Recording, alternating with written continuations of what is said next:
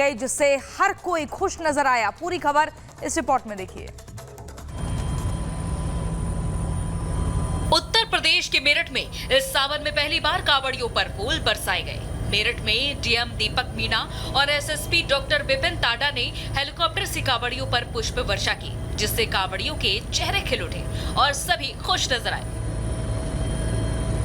फूलों के साथ पुलिस लाइन से हेलीकॉप्टर ने उड़ान भरी और फिर बाबा ओगरनाथ मंदिर, पल्लवपुरम, बागपत फ्लाईओवर, सिवाया टोल, दौराला, सकौती सहित पूरे NH 58 मार्ग पर हवाई सर्वेक्षण और पुष्प वर्षा की गई। सीएम योगी आदित्यनाथ को धन्यवाद देते हुए कांवड़ियों ने पूरे कांवड़ मार्ग पर की गई व्यवस्थाओं की तारीफ भी की। आपको बता दें कि लगभग हर साल इसी तरह सावन के महीने में कांवड़ियों पर पुष्प वर्षा की जाती है। कांवड़ यात्रा में शामिल होने वाले अलग अलग राज्यों के लोगों के लिए व्यवस्थाएं की जाती हैं। Bureau report, Republic Bharat.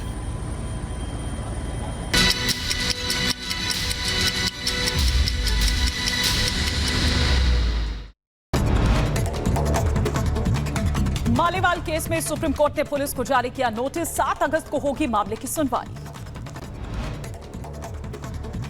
Supreme court ने केजरीवाल के पीए विभव कुमार को लगाई फटकार और कहा, महिला से बदसलूकी पर नहीं आई शर्म। सीएम के आवास में क्या कर रहे थे विभव? क्या आवास गुंडों को रखने के लिए है?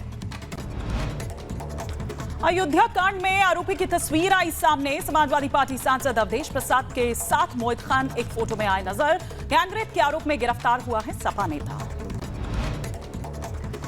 अयोध्या में नाबालिग के साथ हुए दुष्कर्म को लेकर संतों में नाराजगी। घटना को लेकर सपा पर साधा निशाना और कहा, पीडीए की बात करते हैं मगर पीडीए सिर्फ छलावा। राजधानी लखनऊ में बारिश के दौरान हुड़दंग का वीडियो आया सामने। हुड़दंग मचाने वालों पर पुलिस ने बरसाए डंडे। लखनऊ में बारिश के दौरान सड़क पर हुड़दंग का मामला। शासन के आदेश पर पुलिस कमिश्नर की बड़ी कार्रवाई। कई अधिकारियों को सस्पेंड किया गया। लखनऊ के गोमती नगर में बारिश के पानी के दौरान छेड़खानी का मामला भी आया सामने। पुलिस ने 4 आरोपियों को किया गिरफ्तार। आरक्षण पर सुप्रीम कोर्ट का फैसला। SC/ST की चुनिंदा जातियों में सब कैटेगरी संभव। 7 जजों की बेंच का बहुमत से फैसला। मथुरा श्री कृष्ण जन्मभूमि मामले में आज आएगा अहम फैसला। इलाहाबाद हाईकोर्ट सुनाएगा फैसला। मामले में 18 में से 15 याचिकाओं पर इलाहाबाद हाईकोर्ट सुनाएगा फैसला। शिमला के रामपुर में बादल फटने से भारी तबाही। 50 से ज्यादा लोग लापता हुए। हाइड्रो प्रोजेक्ट को भी नुकसान पहुंचा। सैलाब आने की वजह से सड़कें बही। शिमला में बादल फटने के बाद रेस्क्यू ऑपरेशन जारी। लापता लोगों की तलाश जारी। लोगों को सुरक्षित स्थानों पर पहुंचा रखी है NDRF की टीम। वायनाड में तबाही के बाद की ड्रोन तस्वीरें सामने आई। पुल को पार करते दिखे लोग। जल प्रलय के बाद लगातार बढ़ रहा मौत का आंकड़ा। केरल के वायनाड में भूस्खलन से अब तक 282 लोगों की मौत। वहीं सैकड़ों लोग लापता हैं।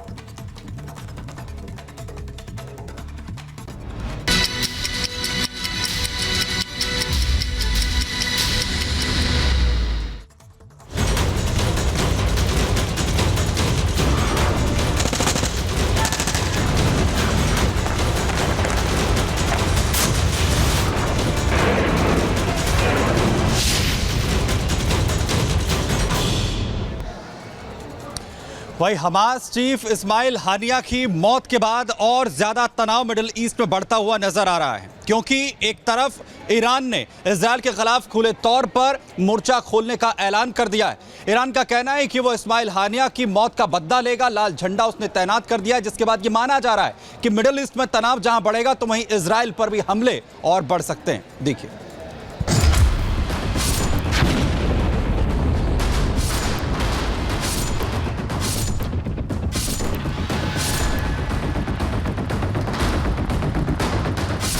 इस्माइल हानिया हमास का चीफ, जो पोलित ब्यूरो का हेड था और नंबर 1 की हैसियत रखता था, उसे इजराइल ने 297 दिन बाद घेर कर आतंकी हमले का बदला ले लिया।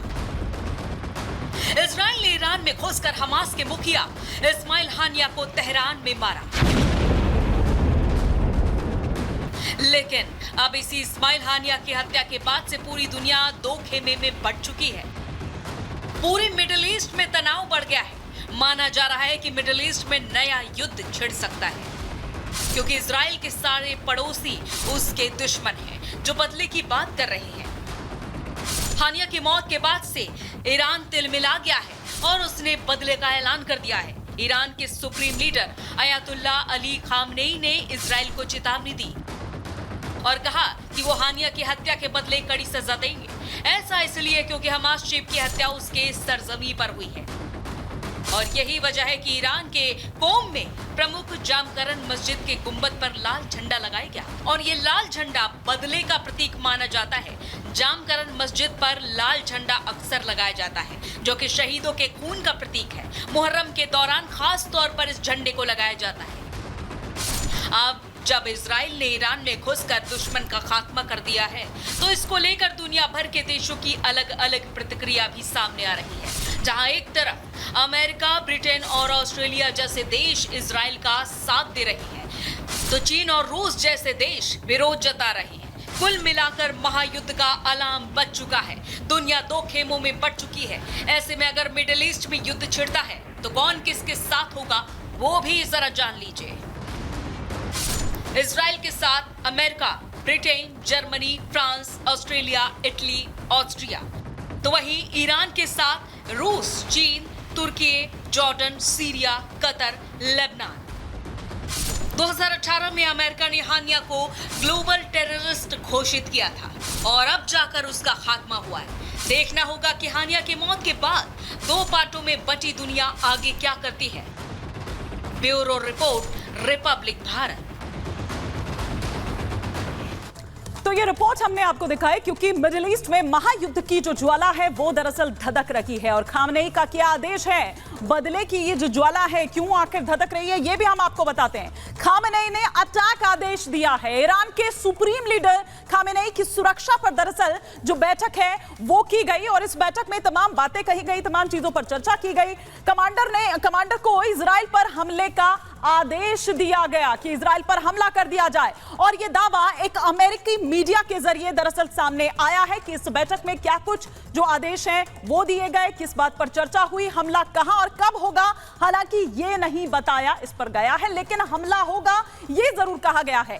अप्रैल में भी अगर बात करें तो ईरान ने इजराइल पर अटैक किया था और रिपोर्ट में हम दिखा भी रहे थे कि अगर ऐसा होता है तो दुनिया अगर दो गुटों में बंटती है तो कौन कौन किसके साथ होगा। तेल अवीव और हाइफा पर कई अटैक्स किए गए थे उस दौरान, ड्रोन और मिसाइल के जरिए ये हमले किए गए थे और खबर यह भी है कि सहयोगी देशों के जरिए भी हमला हो सकता है। तो ये तमाम बातें, ये वो आदेश जो उस बैठक में तय हुआ। और चलिए अब अगली खबर आपको राजधानी दिल्ली से बताते हैं, जहां पर स्वाति मालीवाल मारपीट केस से जुड़े मामले में आज सर्वोच्च अदालत में सुनवाई हुई और